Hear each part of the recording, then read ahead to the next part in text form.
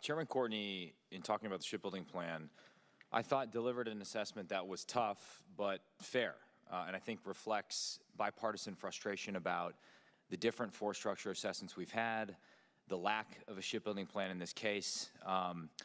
And so I'd like to just clarify something, Mr. Secretary, that you said. You said in response, I believe, to something he asked, that you had not yet seen the 30-year shipbuilding plan. You're awaiting it to be presented to you. Right. Could you clarify that? Because there was a report yesterday from Breaking Defense that you have been given the plan and have been reviewing it for 2 weeks, but are awaiting that plan versus potentially a plan that's coming from CAPE. And this is all just in the spirit of, we want to see the plan. Sure. We want to get your vision for what the future fleet looks like and work with you. No, it's I think there's confusion and a little bit misreporting. So I was briefed last Friday, a few days ago, on the INFSA, which was the Integrated Naval Force Structure Assessment. That I had a lot of questions coming out of that, but that is not the 30-year shipbuilding plan. I asked again the Navy the other day, let's get it on my schedule. Come tell me what your shipbuilding plan is. Break. What I've said, what I want to do is to see what the Navy plan is. CAPE, my own internal think tank, has a plan to get this to 355 plus. And there's some great work going on out there by the think tanks and other places about what the future should look like to deal with, let's say, China in the year 2030 and beyond. And what I said is, what I want to do is get all these great ideas together, get some innovative thinking, and kind of level set the playing field, and let's run these competing plans and to see which one really optimizes what we need for the future. The two things we don't have, however, right now is an approved op plan, war plan, from which to baseline, and we should have that in a few months here. The other one's going to take time. We can't wait for it, but it's going to be the new joint warfighting doctrine, because we fight as a joint force. We just don't fight as the Navy or as the Air Force or as the Marine Corps.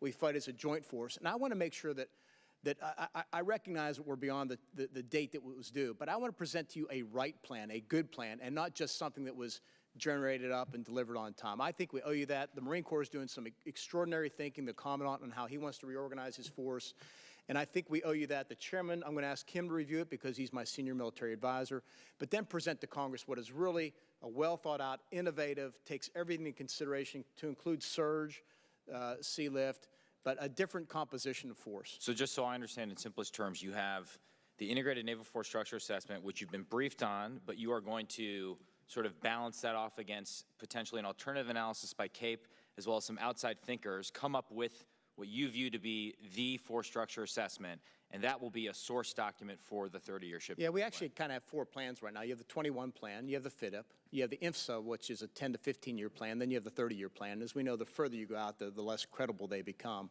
But I want to look at those. There are some questions with regard to INFSA that I have that I'm concerned about. So an assumption in the INFSA is that the OFRP works.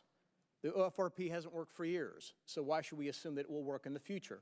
So there are assumptions I want to go back and have discussions with the Navy about how do we make, and there are others, there's assumptions in there about ships and warfighting that I want to make sure we get right, so when I present you the plan, it's defensible and I feel confident in it, and the Chairman feels confident in it, that we think this is where we should be in the future. Can you give us any, I know this is a very complicated process, but could you give us any sort of notional timeline about when we can expect to be briefed on that? I know it seemed that you were looking over my colleague, Ms. Loria, and you've made comments in the past. We've had a lot of conversations. OFRP, I know.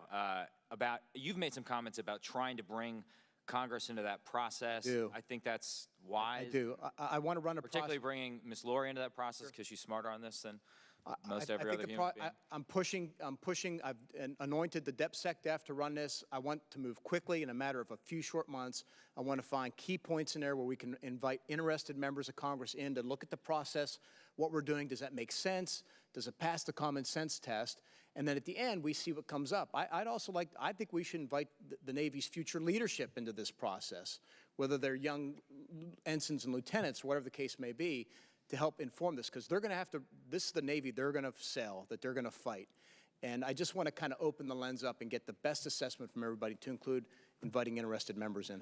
Well, and just to close, I want to commend what you had said earlier about just kind of your hunch about where the fleet needs to go in terms of smaller ships, experimenting with optionally manned, unmanned ships. I think if you can make a geopolitically informed, in other words, something that makes sense in terms of geography and international politics, case to this committee, I think you would find a lot of support, notwithstanding the very real concerns that Chairman Courtney and others have articulated. And No, thank you. I mean, that is my ambition. Like I said, I'm a big believer in a tax subs.